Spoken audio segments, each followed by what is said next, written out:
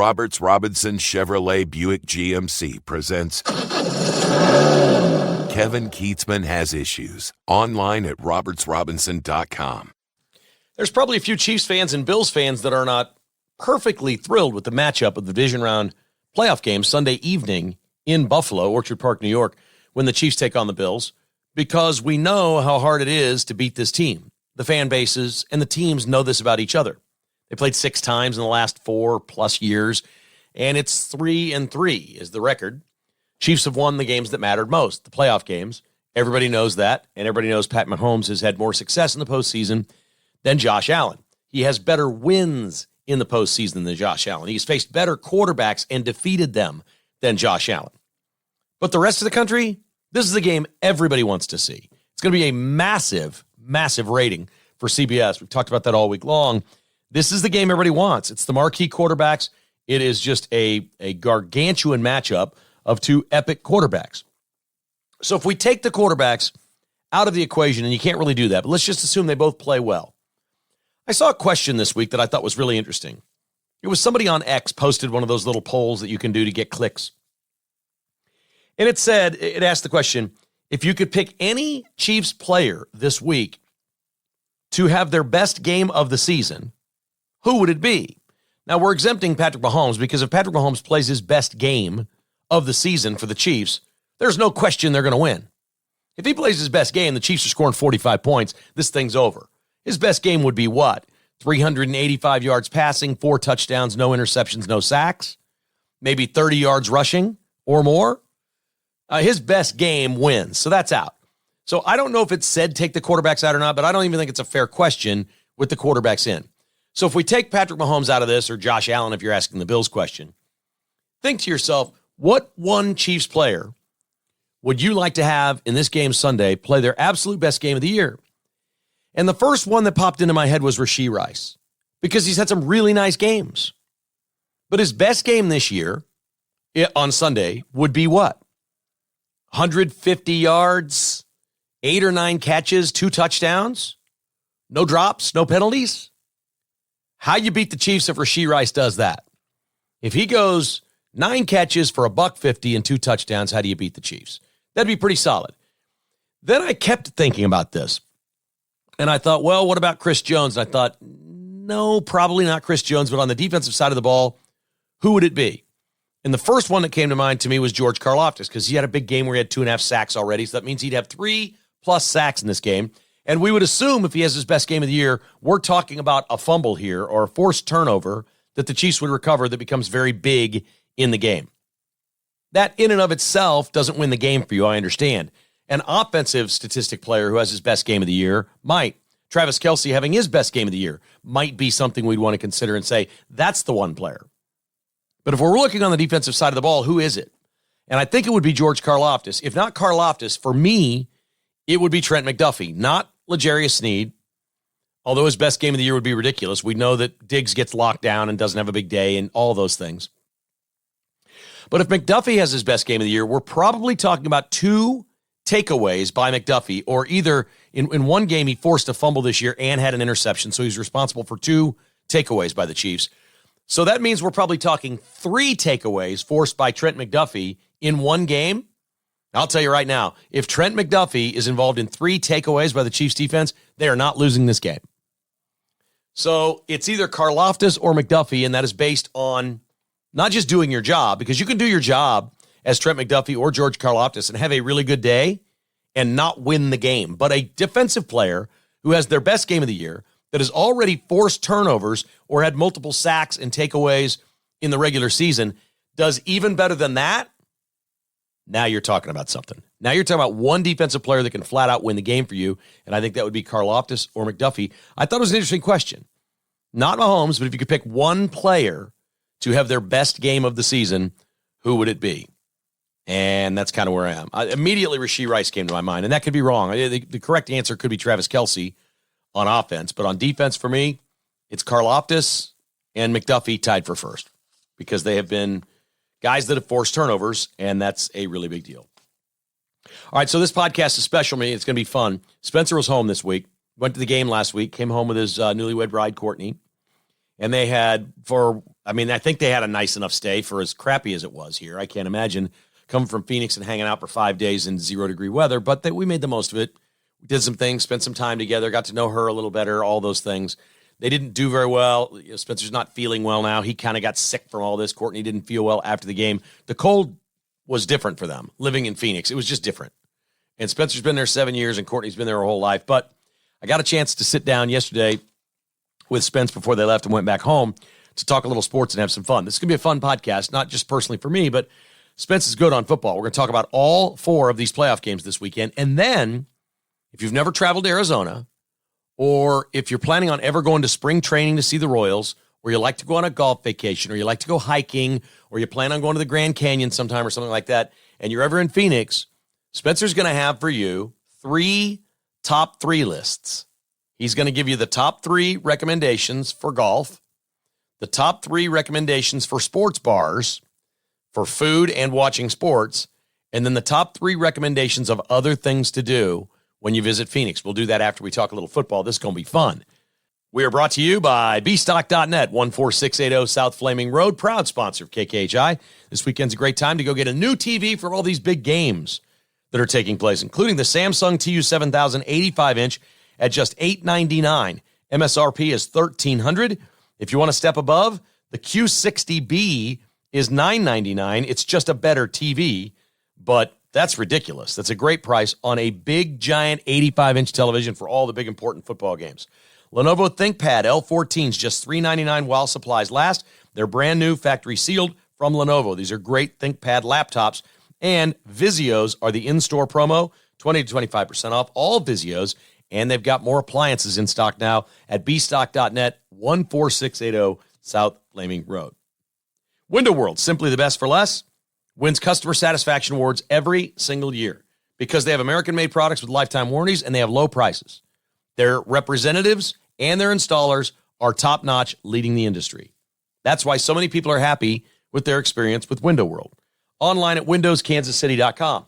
If you've seen condensation, you've seen water coming in, if you have icicles inside your house because the draft through the window is so bad, call Window World now, 816-799-0820, and say, I got to have somebody take a look at these windows. These are not working, and we learned it because of the cold. 816-799-0820, online at windowskansascity.com. For Window World, simply the best for less. And Tim Cross and his family at Cross Kitchens KC, Kansas City's remodeler. Whether it's a small project like new countertops or refinishing the cabinets in your kitchen, or you want to go all out, throw out a wall, create an island, make a huge, beautiful open space, they can do that too.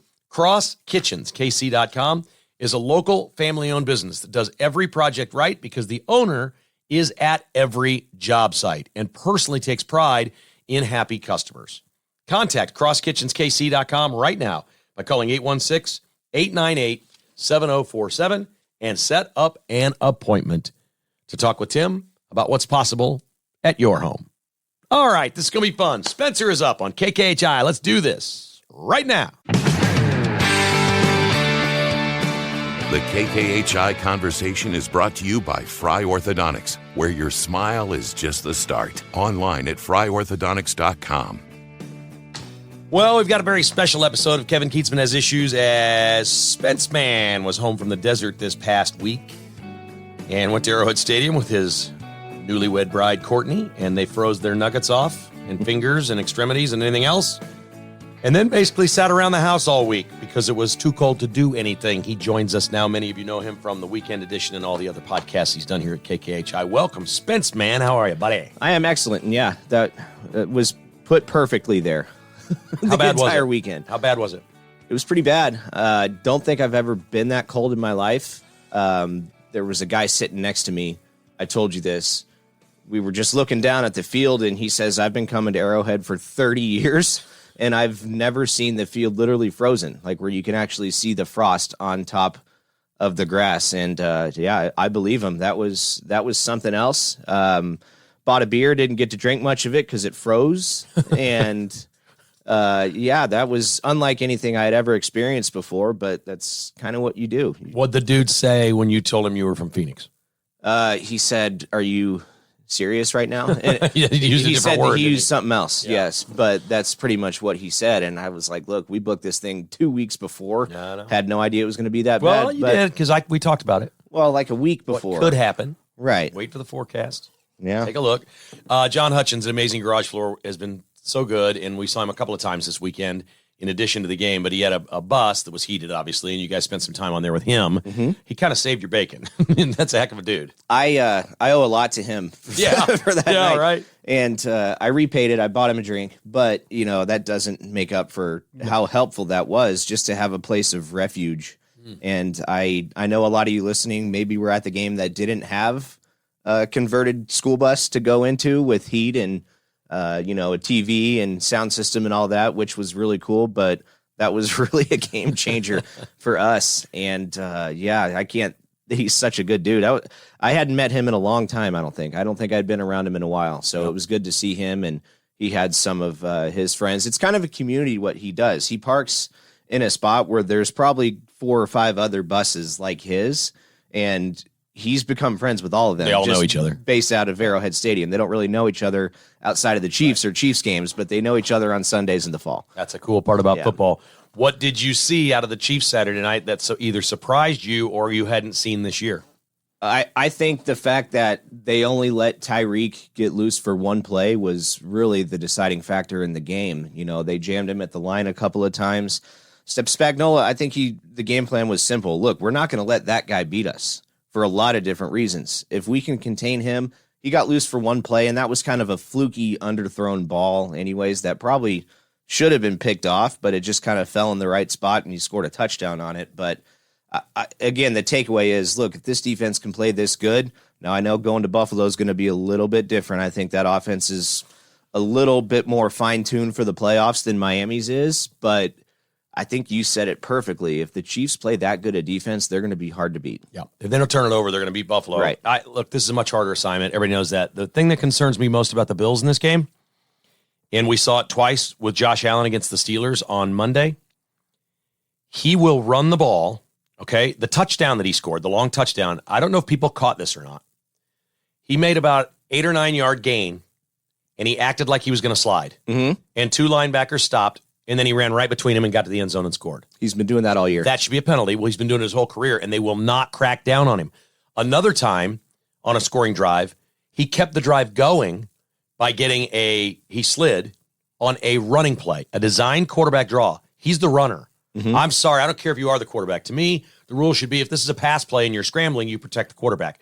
If you are designing a run play with the quarterback, and he goes and he slides, and he gets hit, and they threw 15 more yards on it and gave him the first down, he was short of the marker. That was 2 giant plays in that game where he either slid or fake sliding, and he's really good at it, and nobody will call it. I've got to think the Chiefs were spending time this week with the NFL saying, look, we're watching what he does. It's not fair to the defense. You've put rules in the book that advantage the quarterback, but we have to know what we can and cannot do. I just don't think as a runner you should be able to slide. I think as a quarterback you should be able to. I don't think you should as a quarterback draw. And I think a fake of a slide should be a 15-yard penalty from the spot where you do it. That's going to be hard to enforce. It would be very easy. Replay would have done it. Everybody agrees. Nobody would have watched either of those plays and disagreed that one was a running play and that the other one he faked a slide to score a touchdown. What you've got is a 6'5", 240-pound quarterback who's bigger than half the dudes trying to tackle him. They don't want to hit him. And he's all of a sudden doing these fakes where he goes down after about 8 or 9 yards and then pops back up. The defender's already given up, so he's going to run right past him. You're right. That shouldn't be allowed, especially for a quarterback like him, whose game involves running the football. Like, there's guys like that. Lamar Jackson's one of them. He's not taking hits. He doesn't take hits at all. Josh Allen will take a hit, but he'll also use the system to his advantage. And it is a little unfair. I hate to use the word unfair when it comes to football, but that's one of those things where they might want to take a deeper look at. So the Chiefs didn't have many penalties last week, and they're playing cleaner football, not turning it over or whatever, so we like that. I'm sorry. I think if you're Spagnuolo and Andy Reid, you're telling your defensive guys, hit Josh Allen, hit him hard. Knock him down. Just hit him as hard as you can. If we get a penalty, we get a penalty. Right. Just Exactly. you got to be aggressive and go get him. Do not, under any circumstances, let him fake you into thinking he's sliding. Hit the man. Now, you don't want to let that happen in the fourth quarter of a close game because that penalty could be the deciding factor of the You can't game. let him fake you. Right. You can't. But how many times have we seen the Chiefs pick up a stupid defensive holding call in the fourth quarter that cost them the game this year? You can't have penalties like that in the fourth quarter. I am in advance excusing any defender that hits Josh Allen where he fakes that he's sliding and then doesn't. Go hit the man. Because that literally was a touchdown because he did that. They just quit. The Steelers just quit on the play, and then there he went. Yeah. And it's too late. Once you've stopped and he's keeping going, it's over. He's fast enough. He's going to outrun you. And, they got to put a stop to that. But, I mean, it goes – the Chiefs probably going to have to put some sort of spy on him. They've done it before. And, look, the Bills have had success against Kansas City. I mean, they've won almost every regular season game they've played with Josh Allen, but lost in the playoffs. So – history shows us the Chiefs win this game, right? I said earlier in the week, well, Mahomes is 2-0 in the playoffs against Allen. They're 3-3 head-to-head overall, but a lot of those in the regular season. I said earlier this week, the winner of this game, I believe, is going to be in the Super Bowl. I'm not worried about the Ravens or Houston. I think the winner of this game is it. I think they're the better team, better quarterbacks, better everything across the board. I'm worried about all three of them. Okay? Do tell. Well, I think Houston is hot at the right time. You know, they lost some games earlier this year. They didn't really know what they were yet, but they're well coached. That's kind of my thing. I think they got a 50-50 shot of beating Baltimore. Right. I think this game to me is almost a coin toss. So if they win, they got to go to Buffalo or Kansas City. Right. They would have to go on the road again. And I think they're not going to make it to the Super Bowl if they have to do that. Yeah, I think the Chiefs and Bills are both better than the Ravens. Okay. Lamar Jackson's got 7 years in the league. One playoff win. Why do we think he's going to go win 3 games this year? I don't know. I mean, you look at the quarterbacks that are left besides him and C.J. Stroud, all these quarterbacks, and Jordan Love, I guess, hasn't won a playoff game, but everyone else has. You know, there's something to it. And the Baker Mayfield thing was a little surprising how they dominated Philly because you and I went back and forth on that game. Who do we take? Blah, blah, blah. But Tampa's for real. The way they played in their first playoff game, that's a team you don't want to mess with. But that was their best game of the year. It's the quarterbacks. It's all on the quarterbacks. The first weekend were great. Right. The quarterbacks that were great won. I'll ask the question again. Why does anybody think Lamar Jackson is suddenly going to be great in the postseason? It's never happened. I think it's just because of the amount of games they won in the regular season. I don't know. The fact that they're the 1 seed, the fact that Baltimore has a really good running game and a good defense, I think you add all that in, maybe they're finally thinking Lamar can do it. But I'll tell you this, if he doesn't do it this year, he ain't doing it. I think you're right. I think that's not exactly happening. Right. Yeah. All right. So do you like the Chiefs or the Bills? I'm going by history. I'm taking Kansas City. I will too. Just by history. But I don't know why. I'm convinced they'll play a clean game. And if they do, I think they win. I think Buffalo makes a couple of mistakes in this game, even though they're at home and the weather's probably going to be pretty cold and similar to what it was in Buffalo this past week. I just think that Buffalo, to me, is a team that is primed to make more mistakes in the playoffs. All right, we'll talk about these other playoff games. Brought to you by Cross Kitchens KC, Kansas City's remodeler, online at crosskitchenskc.com. Call Tim Cross at 816-898-7047 for a free consultation in your kitchen, in your family room, in your bathroom. Whatever you'd like to remodel, have him out to take a look. Online at crosskitchenskc.com.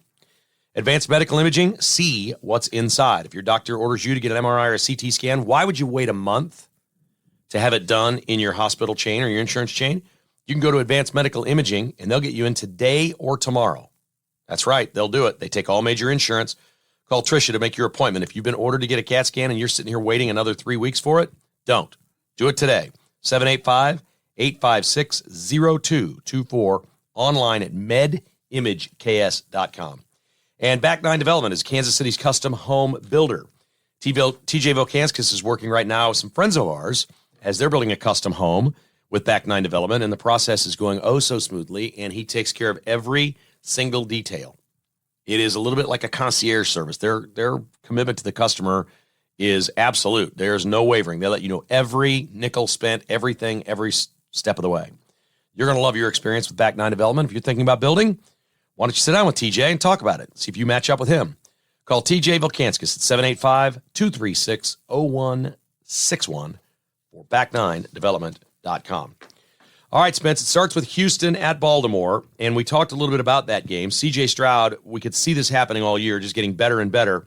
The defense was ridiculous against the Browns last week. If that defense is really good, Baltimore's going to have some trouble in this game. I'm looking at like a 23-20 game here, and I don't know who's going to win it. I think this is going to be the closest game of the weekend. Would you disagree with that one? I think they're all going to be close, but I think that the only one that has a chance to be a blowout, I think San Francisco would be the one. But this one's not going to be that. I think you're pretty spot on with that score. Houston is playing with house money in a way right now. Like they arrived a couple years before they thought they would. And I think it's just based on the quarterback and the fact that they are well coached. They've got a great defense. They've got some playmakers. They've got one of the best young wide receivers in the NFL. That Collins kid is a really good player.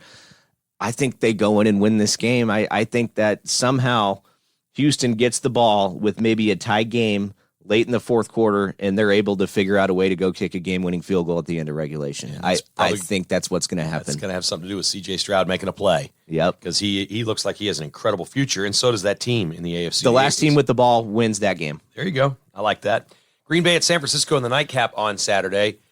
I mean, nobody played a better game this weekend than the Packers. That was insane. Jordan Love, I think, coming in to that game, had 19 touchdowns and 1 interception in his last 8 games or something. And then he just piled on top of that and made a couple of throws that were the best throws of the weekend that I'm not sure Patrick Mahomes makes. Jordan Love is turning into a star. I'm not just going to go ahead and write down that San Francisco has this game won. I think the Packers will be able to score a little bit. Do you? Yeah, but I also think they're going up against probably the best defense they've played all year. San Francisco's for real. You talk about history. This is a team that's there every year. They've been doing it the last 4 or 5 years. They've been there. Shanahan, I think, people criticize him for whatever reason. I think he's an excellent football coach. It's all on the quarterback. Can Brock Purdy really be that guy to take them and win a game in the playoffs? I don't think he really has. I mean, San Francisco's been good because their defense has been so good. That's why they've won in the past. That's how they got to the Super Bowl, the one they lost against the Chiefs. I don't think Garoppolo was anything special that year, although he was pretty good. And I just don't know if Brock Purdy is the guy who's going to just take the team on his shoulders and win a game. I think San Francisco is going to have to do it by their defense. Now, Green Bay's turned the ball over this year. They've done some dumb things. Can that happen in San Francisco? Absolutely. I think that will happen.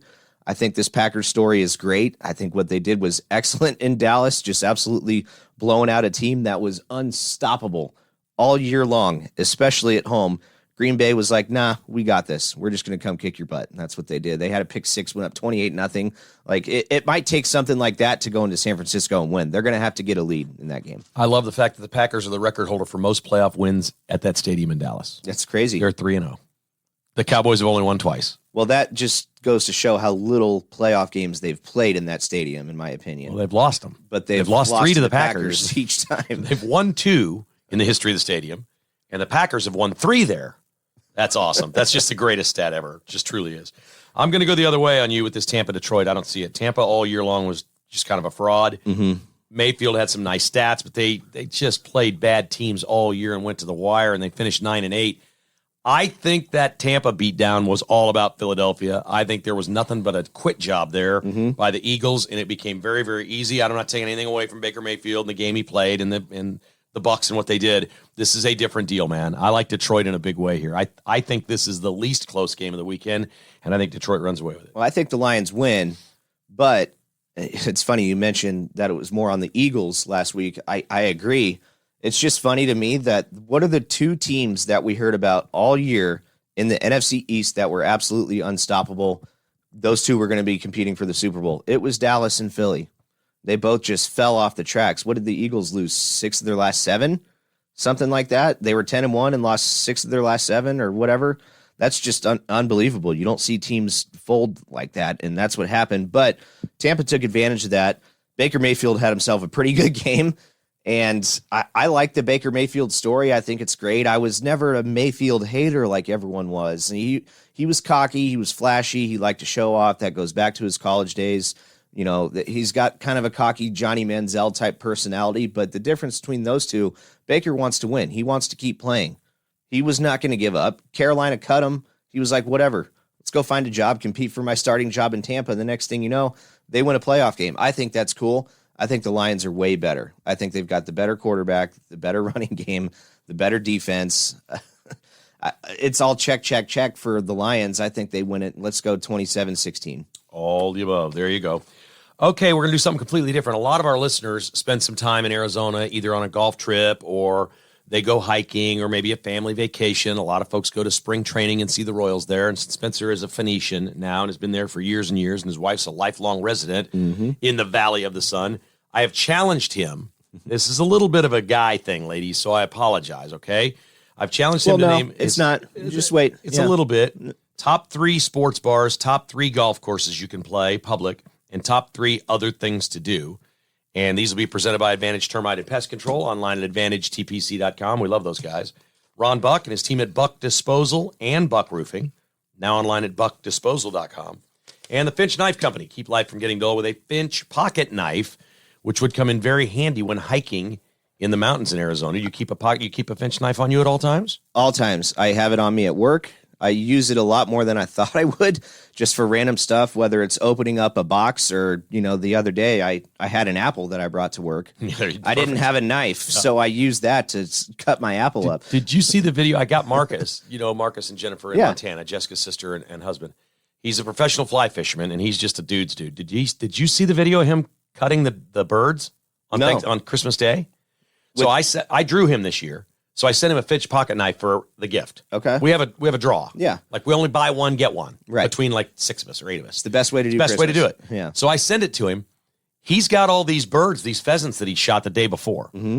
He takes that Finch knife out and just starts carving up these birds. I got to show you the video. It is unbelievable what he did. They're really good knives, and they're really sharp. You got to be careful using those things. He's like, man, this is my favorite knife. This is awesome. He said, Kevin, you don't even know this, but the last 6 months I've been telling myself I need a new pocket knife. I need to get a new knife.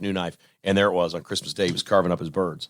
That's he is cool. A dude's dude. He is a man's man. There is no doubt about that. He's his fishing trips. I want to go on one. He sleeps in the back of his truck. Well, let's go. He's got a little topper on his pickup. We get out of Phoenix when it's 113 and go on up there in July where it's 88 degrees. And That'd be nice. That'd be nice. Would be real nice. Which category you want to start with here, Spence? Let's do the sports bars. Top 3 sports bars, according to Spencer Kietzman. If you're visiting Phoenix anytime soon for spring training, golf, or other, top 3 places to go to a sports bar and watch a game. Now, most of this I'm keeping pretty local to the west side of the valley where the Royals are. Because you don't have to. I don't have to, but I feel like a lot of people going in town for Royal spring training, they're staying in that part of town. Okay. So, all right. Cold beers and cheeseburgers, there's one just about in every nook and corner in the whole city. So it's a great sports bar. It's great. Something that started in San Diego. They've expanded to Arizona and now Texas. They're in the Dallas area now. And it's one of my favorite places to go. They have, I think it's 23 different cheeseburgers to choose from, and it's anything and everything. My wife loves the peanut butter and jelly one. Oh my God. I think it's awful, but that's the one I just don't like. I don't like peanut butter and jelly. I like the chili mac and cheese one. That one's really good. Yeah. And then they have the hot and spicy one where they blend the cheese in with the meat and the jalapenos.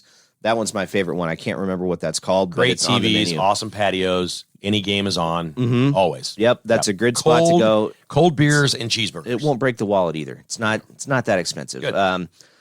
And let's go out to Scottsdale here and go to DraftKings. Oh, yeah. DraftKings Sportsbook, right at the TPC Scottsdale, right? Yes, and that to me is the biggest gray area of bending the law for what you can do with the sportsbook, because it has to be connected to or within a certain vicinity of a venue. It is. That's only a venue for 4 days a year. But it's a venue. Right. So they got around gambling in Arizona. They got around it. So if you're going to the golf tournament in February, even, I know people like to fly out there and go to the Phoenix Open.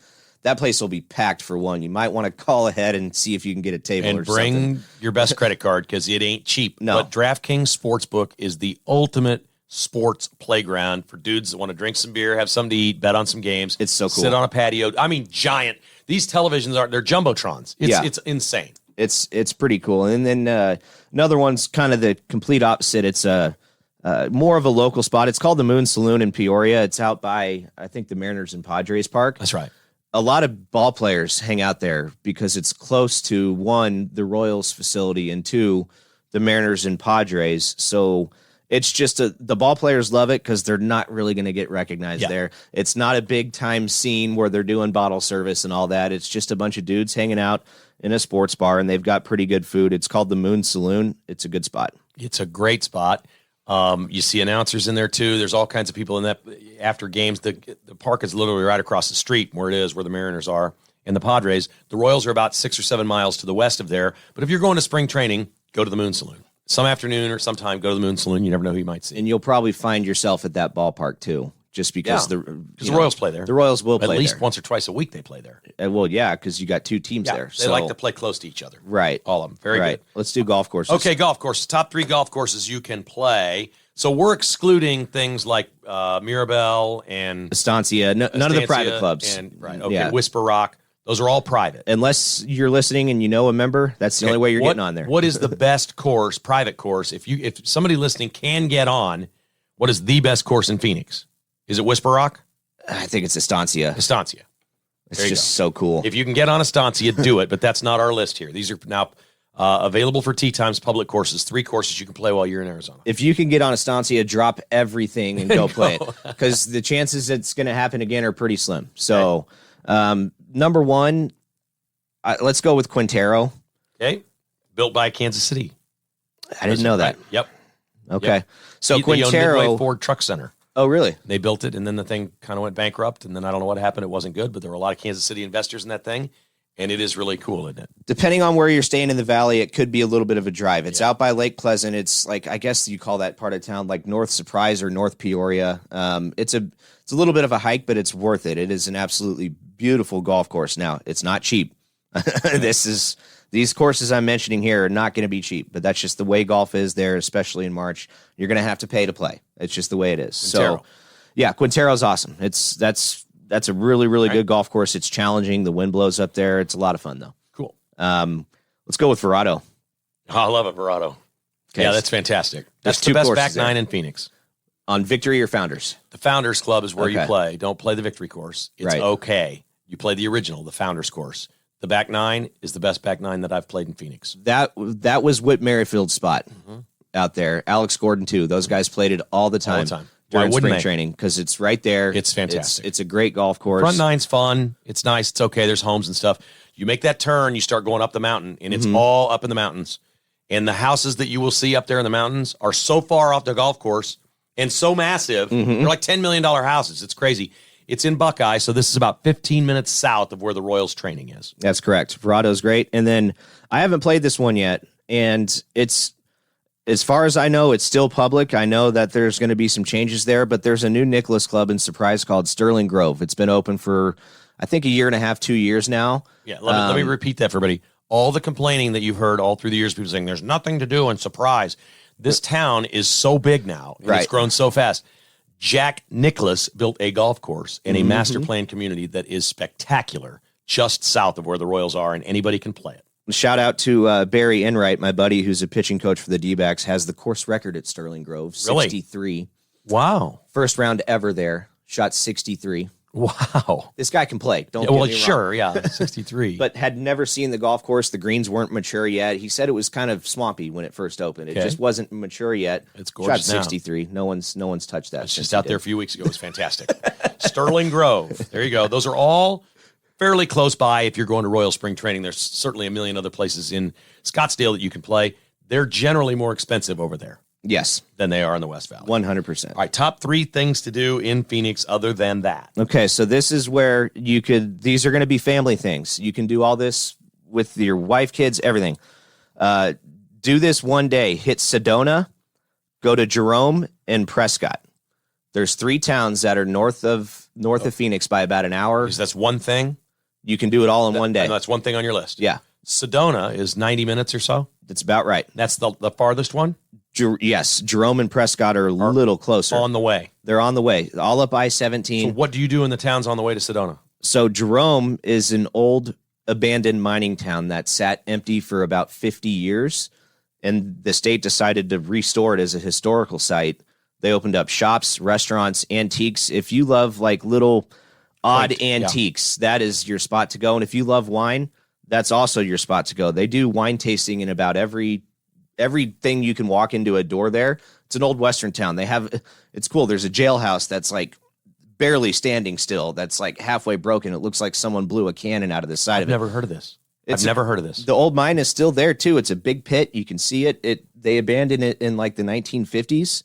And then about the turn of the millennium, Wow. they decided to turn this into a historical site. There's only about 400 people actually living in the town. And it's on the way to Sedona. Yeah. And I'd recommend if people are staying a while, just get a room one night in Sedona. Yeah. Go up there, do these things on the way, stay the night, then come back to And Phoenix. Sedona's super cool. And then you can hit Prescott on the way back, which used to be the state capital a long time ago. No, it's Prescott. Yeah, don't say Prescott. Forget the O on there. They'll know you're this not isn't from here there. we go. This isn't we here we go. go. This is you say it's something different, It's but like Biscuit. It's Prescott. It's a cool town. They do it's a big Harley guy town. A lot of bikers roll through there. They have music festivals all the time in the spring. It's art festivals. It's just kind of an artsy fartsy little place, and it's cool. Sedona speaks for itself. It's one of the most beautiful places on earth. You can do a lot of things there. I could do a whole podcast on what to do in Sedona. Definitely want to watch a sunset there. Yeah, no doubt about it. That's just it's the most beautiful place in Arizona. And if you don't want to get out of town, you want to stay more local, this is kind of a difficult hike. So keep that in mind. It's not for everyone. Tom's Thumb in Scottsdale in the McDowell Mountains is one of the best views at the top of it you can find. If you're a good hiker. Yes. Don't just get off the couch after not doing anything for 6 months and do this, because it'll be probably 85, 90 degrees and it's dry. It's not for a everyone. good hiker. Maybe just go to Camelback for an hour. That's or a two. tough one too, but yeah. But you don't have to go all the way. No. Any of these things, you can just go up and get a view and take some pictures and come back down. No, and if you're not a good hiker and you want to do something cool, you could drive to a town called Cottonwood, Arizona, which is sort of up by, I guess, Sedona. It's not quite as far. The Verde River runs through there. My mom and Cameron and I, we did a rafting tour. Really? It was one of the most fun things I've done. Wow. It's literally a 4-hour raft tour. You pack your own lunch. Cooler than me, isn't she? No. Yeah. This is something you would She do. took you rafting. So you wouldn't want to do this? No, we'd be golfing. Okay, well, that's fine. Not everybody plays golf. I know, but come on. But it's super cool. If somebody wants the name of the guide and the phone number to book a trip, I send me an email or send Dad an email and he can forward it to me. I'll forward it to you. Because it's super cool. And A rafting guide. yeah, Okay, yeah, cool. You bring your own lunch. You see fish and stuff. You could even bring a fishing pole if you have a license in Arizona to fish. So. That's Yeah. awesome. That's one of the coolest things I've done there. That's a great list, Spence. Thank you so much. Not bad. That was fun. Thought about it. Have a great weekend. Enjoy the football games, okay? It's going to be awesome. Playoff football. There's nothing like it. We'll see you soon, man. I'll be out there. We'll take in some spring training. Maybe I'll bring Grandma out for a spring training game at age 90. She would love that. She would. She doesn't like traveling much, but she might like that. It would take 2 or 3 months to convince her to do it. Yes. But then she'd be glad she did. Right. And it would be good for me because I'd be home at 8 o'clock every night. Well, 100%. On the couch. She'd be asleep and I'd be on the couch. She'd be on the couch with her popcorn and she'd her be apple. out in about 2 minutes later. She'd And be her asleep. apple. Yep. That's good stuff. Congratulations on the wedding. Married Thank life's you. treating you well. Yep. All the best to you. It was great having you home this week. Thank you. And thanks for the preview of the football and all the suggestions in Arizona. It was awesome. Looking forward to it. Thank you so much. There he is. We call him Spence Man. My son, Spencer. Spencer Kietzman has issues. Kevin Kietzman Has Issues has been presented by Roberts Robinson Chevrolet GMC and is produced by Crooked Tail Media. Please hit the like or follow button wherever you listen or give us a review. For premium content podcasts and weekly newsletter, join as a patron at kkhasissues.com for as little as $5 a month. Support all our sponsors and other conservative businesses at thekklist.com. This has been a production of Crooked Tail Media, Incorporated.